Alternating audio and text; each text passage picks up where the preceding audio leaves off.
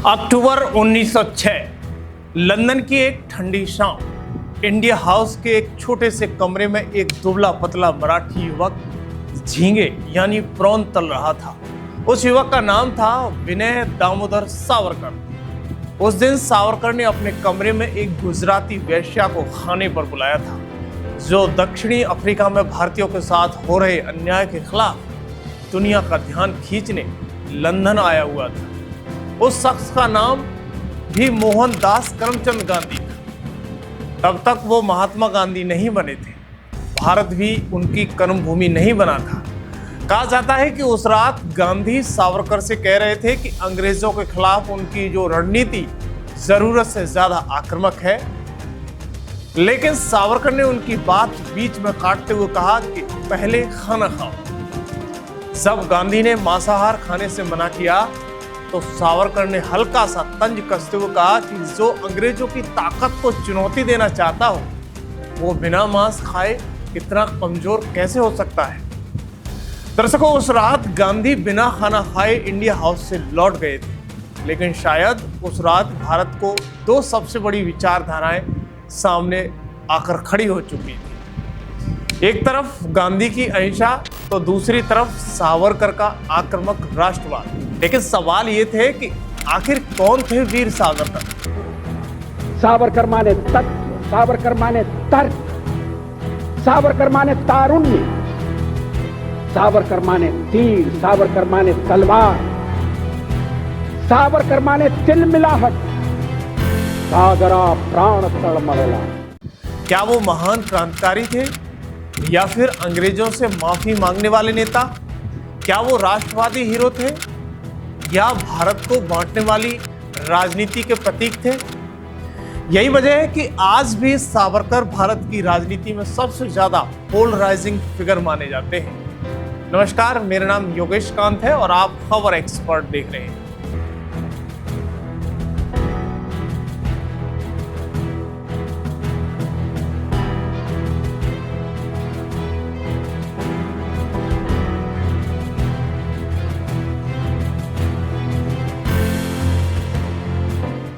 दरअसल सावरकर का शुरुआती जीवन वीर विनायक दामोदर सावरकर का जन्म 28 मई 1883 को महाराष्ट्र के नासिक जिले के भगूर गांव में हुआ। एक चित्तपा पावन ब्राह्मण परिवार में पैदा हुआ बेटा था। बचपन से ही उनमें राष्ट्रवाद की भावना बहुत तेज थी। कम उम्र में ही उन्होंने अंग्रेजों के खिलाफ भाषण देना शुरू कर लिया था। पुणे के फर्ग्यूसन कॉलेज में पढ़ाई के दौरान उनके क्रांतिकारी विचार खुलकर सामने आ रहे थे। यही वजह रही कि उन्हें उस दौरान कॉलेज से भी निकाल दिया गया। यानी 1906 में वो कानून की पढ़ाई के लिए लंदन पहुंचे और यहीं से उनकी जिंदगी में बड़ा मोड़ लिया।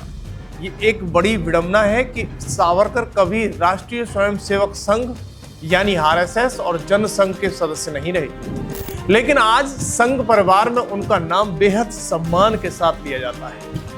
साल 2000 में अटल बिहारी वाजपेयी सरकार ने राष्ट्रपति KR नारायण को सावरकर को भारत रत्न देने का प्रस्ताव भेजा, लेकिन वो प्रस्ताव स्वीकार नहीं हुआ। फिर 2014 आया और नरेंद्र मोदी भारत के प्रधानमंत्री बने। शपथ लेने के 2 दिन बाद ही मोदी संसद भवन पहुंचे और वीर सावरकर के चित्र के सामने सिर झुकाकर उन्हें श्रद्धांजलि दी। दर्शकों, राजनीतिक विश्लेषकों के मुताबिक ये सिर्फ श्रद्धांजलि नहीं थी, बल्कि एक बड़ा वैचारिक संदेश था, क्योंकि सावरकर अब सिर्फ एक ऐतिहासिक चेहरा नहीं रहे थे, बल्कि हिंदुत्व राजनीति के सबसे बड़े प्रतीक में शामिल हो चुके थे। अपने राजनीतिक विचारों की वजह से सावरकर पहले से ही अंग्रेजों की नज़र में आ चुके थे। 1910 में उन्हें नासिक के जिला कलेक्ट्रेट जैक्सन की हत्या के मामले में लंदन में गिरफ्तार कर लिया। उन पर आरोप था कि उन्होंने अपने भाई को लंदन से पिस्टल भेजी थी, जिसका इस्तेमाल हत्या में हुआ था। इसके बाद उन्हें SS मौर्य नाम के जहाज से भारत लाया जा रहा था, लेकिन यही सावरकर ने वो किया जिसने उन्हें क्रांतिकारी इतिहास का सबसे साहसी चेहरा बना दिया। जब जहाज फ्रांस के मार्से बंदरगाह पर रुका, तब सावरकर जहाज के शौचालय में गए। उन्होंने अपना नाइट गाउन उतारकर शीशे पर डाल दिया ताकि पहरेदार अंदर न देख सके। उन्होंने पहले से ही नापे गए छोटे से पोर्ट होल से अपना शरीर बाहर निकाला और सीधे समुद्र में छलांग लगा दी। सुरक्षा कर्मियों ने गोलियां चलाई, लेकिन सावरकर तैरते रहे। करीब 15 मिनट तक समुद्र में तैरने के बाद वो किनारे तक पहुंच गए। लगभग आधे नग्न हालत में वो सड़क पर दौड़ते रहे। तभी उन्हें एक पुलिस वाला दिखाई दिया। सावरकर उसके पास पहुंचे और अंग्रेजी में कहा कि मुझे राजनीतिक शरण के लिए मजिस्ट्रेट के पास ले चलो। लेकिन पीछे से भागते सुरक्षा कर्मी चिल्ला रहे थे कि चोर चोर पकड़ो उसे। आखिर कई लोगों ने मिलकर उन्हें फिर पकड़ लिया। उनकी कुछ मिनटों की आज़ादी वहीं खत्म हो गई। इसके बाद सावरकर को 2 आजीवन कारावास की सजा सुनाई गई और अंडमान के सेल्यूलर जेल भेज दिया गया। 698 कमरों वाली उस जेल में उन्हें कोठरी नंबर 52 में रखा गया। 13 बाई 7.5 फीट की एक छोटी सी कोठरी, जिसमें कैदियों के साथ अमानवीय व्यवहार होता था। दर्शकों, राजनीतिक कैदियों में अंग्रेजी अफसरों की बग्घियां खिंचवाई जाती थी। जो कैदी कमजोर पड़ जाते थे उन्हें पीटा जाता था। कई बार कैदियों को कई दिनों तक सिर्फ पानी जैसे सूप दिया जाता था, जैसे कोनेन पीने को मजबूर किया जाता था, जिससे चक्कर आते, उल्टियां होती और शरीर टूट जाता था। शौचालय जाने का समय तय था। दर्शकों, अगर समय निकल जाए तो कैदियों को उसी कोठरी में मल त्यागना पड़ता था। कई बार कैदियों को खड़े खड़े हथकड़ियों और बेड़ियों में जकड़ दिया जाता था। उल्टी करने तक के लिए बैठने की इजाजत नहीं थी। लेकिन यहीं से शुरू हुआ सबसे बड़ा विवाद। सेक्युलर जेल में बिताए गए करीब 10 सालों ने सावरकर की राजनीति बदल दी। 11 जुलाई 1911 को अंडमान पहुंचने के 1.5 महीने के बाद उन्होंने अंग्रेजों को पहला माफीनामा लिखा। अगले 9 सालों में उन्होंने कई दया याचिकाएं भी भेजी। यहीं से आज तक चलने वाली बहस शुरू होती है। क्या सावरकर टूट गए थे या फिर वो सिर्फ एक रणनीति खेल रहे थे? उनके आलोचक कहते हैं कि सावरकर ने अंग्रेजों से समझौता कर लिया था, जबकि समर्थक कहते हैं कि वो जेल से बाहर आकर फिर आंदोलन करना चाहते थे।